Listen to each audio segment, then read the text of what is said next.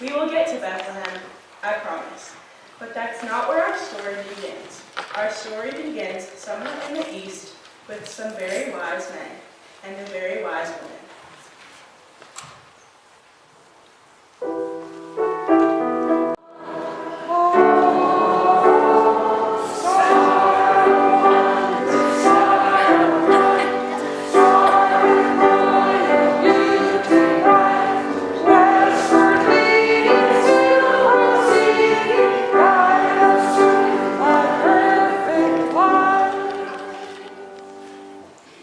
There was Melchior. You can call me Mac. There was Casper. My friends call me Cass. And of course, Balthazar. BZ for short. And then there was the fourth wise woman, Harriet. You can call me, well, Harriet. Oh, you've never heard of Harriet, the wise woman?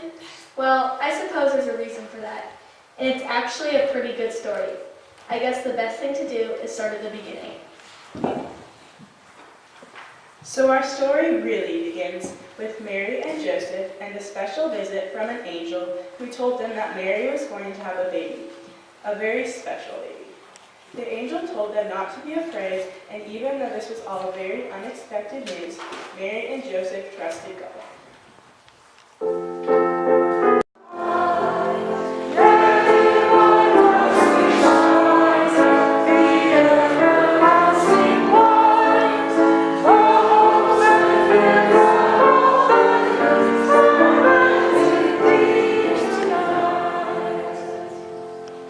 In those days, Caesar Augustus signed a decree that all the world should be enrolled, and everyone went to their hometown to register. So Joseph also went up from the town of Nazareth to Galilee, to Judah, to Bethlehem, the town of David, because he was the house in the line of David. He went there to register with Mary, his betrothed, who was now expecting the child the angel had promised them. While they were there, the time came for the baby to be born, and she gave birth to her firstborn son. She wrapped him in cloth and put him in a manger because there was no room for them in the inn. And there were shepherds living out in the fields nearby, keeping watch over their flocks at night.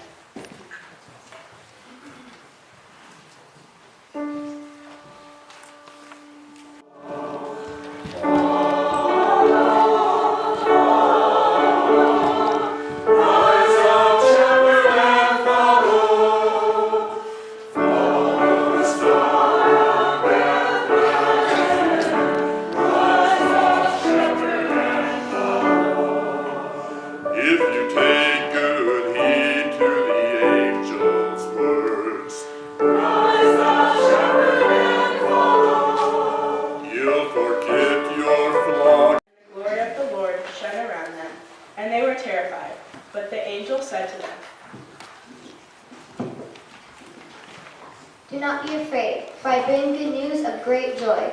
Today a Savior has been born in Bethlehem. You will find him wrapped in cloth and lying in a manger. Suddenly, there were angels filling the night sky praising God, saying, Glory to God in the highest, and on earth peace among men of good will.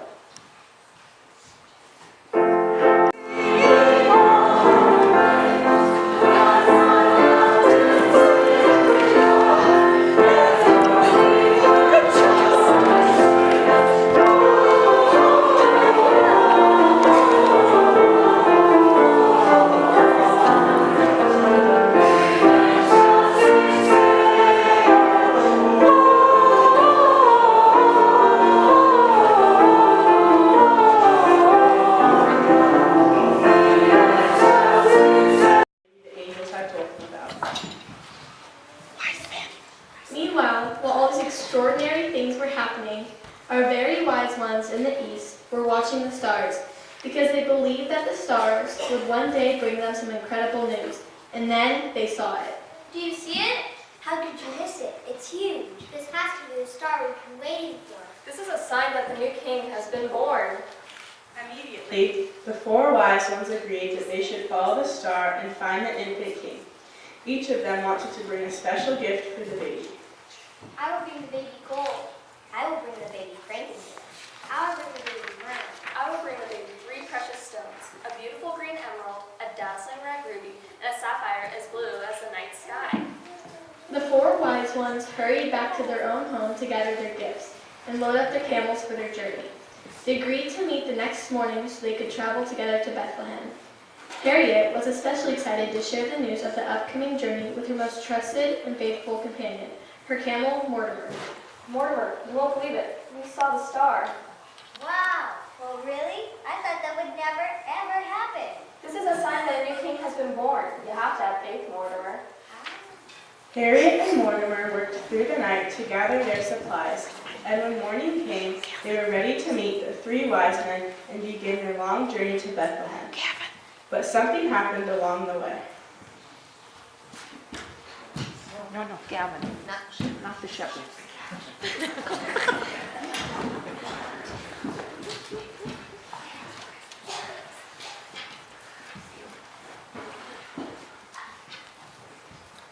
Oh, help me, I'm hurt. Harriet looked at the injured man. Then she looked at Mortimer. Then she wondered what they should do. Mortimer, this man is hurt. What do you think we should do? Well, I think we should help him. Harriet knew that helping the injured man was the right thing to do, but she also knew that if they took the time to take the man back to the village where he could get help, they would be too late to meet the other wise men. But when she looked at the poor, wounded man again, she knew she had no choice. Harriet gently helped the man onto Mortimer, and they slowly took the man back to the village for help. Once there, Harriet handed over one of the precious stones she had brought for the infant king, so the man would have a place to rest, food to eat, and all the care he needed. Meanwhile, the other wise men decided they couldn't wait any longer for Harriet to arrive. We can't wait any longer. We have a long journey ahead of us. We should leave Harriet a note telling her to meet us in the next time. Good idea. Let's keep going. And with that, the 3 wise men continued on their journey, following the star that would lead them to Bethlehem. Mortimer hurried onward. They found the note from the other wise men and were determined to catch up with them in the next town. But something happened along the way. Dear lady, why are you crying? Her baby is hungry, she is hungry, but they have no money for food. Harriet looked at Mortimer, Mortimer looked at Harriet. Harriet pointed to the pouch that held the remaining 2 stones intended as gifts for the newborn king. And she said to her trusty camel friend, I think we should give one of the stones to this poor woman. Well, I guess so. But what about your gift for the newborn king? I still have 1 stone left. I'm sure that'll be enough. Besides, how can I turn my back on this poor woman and her baby? And with that, Harriet handed over the dazzling red ruby to the very surprised and grateful young mother.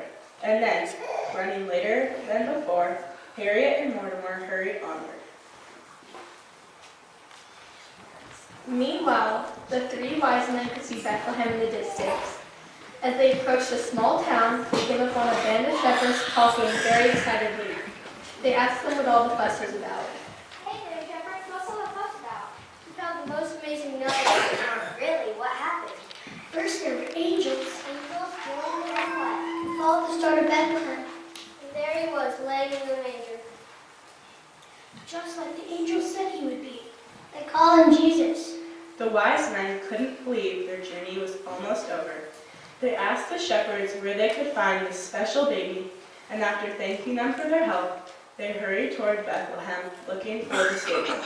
But before they dashed off, Matt called the departing shepherds. If you see a gal on a camel, tell her where to find us. Now, Harriet running, trying to make up for lost time. Take the microphone. They kept their eyes fixed on the star, determined that this time nothing would stop them from moving to Bethlehem. But something happened along the way. Man, are you all right? No, I'm not. I had to borrow money from my family, and now I can't pay the debt. If I can't pay it by tomorrow, they'll throw me in jail. Harriet looked at Mortimer, Mortimer looked at Harriet. They both knew there was only 1 stone left. Harriet once again asked her good friend for advice. Mortimer, I only have 1 stone left for the new king, but this man needs our help. What should we do? don't look at me, I'm just a talking camel. But Harriet knew exactly what she needed to do. And even Mortimer, the talking camel, knew what Harriet should do. So after a moment's hesitation, Harriet handed the last precious stone to the shocked and surprised man. After thanking them profusely, the man ran off to pay his debt and celebrate with his family. Mortimer, what should I do now? I have no gift for the baby. Well, I think we should keep going. You still want to see the newborn king, don't you? Yes, I do. Then let's go. And then, after being warned in a dream to return home by another route, they prepared to leave. As they set out on the long journey home, they wondered aloud about Harriet and Mortimer and what could have happened to prevent them from getting to Bethlehem. I wonder what happened to Harriet. How could she miss something so special? I wouldn't have missed this for the world. When you kiss the face of God.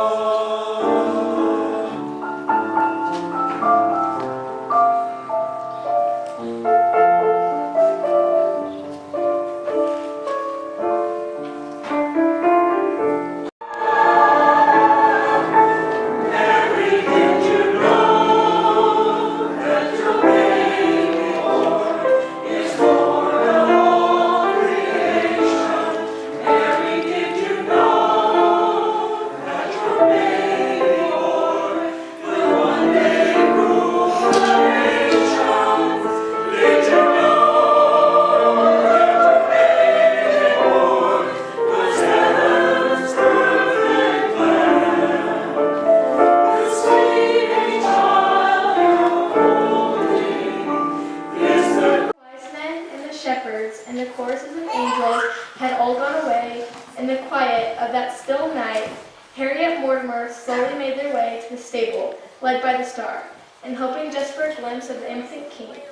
Hesitantly, they approached the baby and his mother. Harriet fell on her knees, and the whole story tumbled out about the injured man, the hungry mother, and the man's death.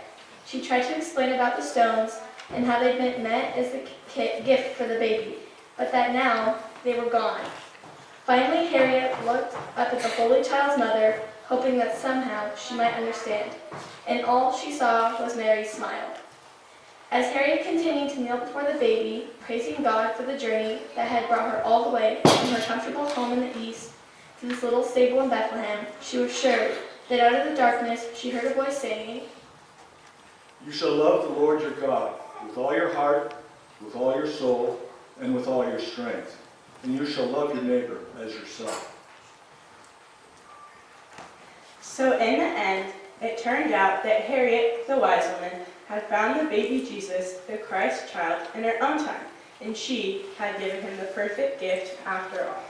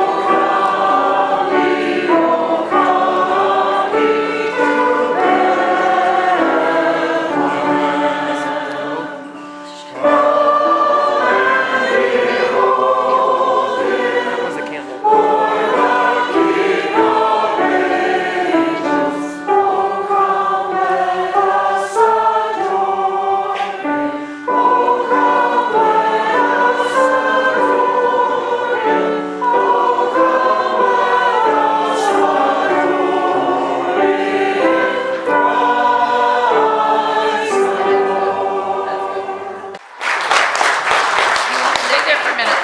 Stay for a minute. Annie, blow out the low candles for me. Yeah.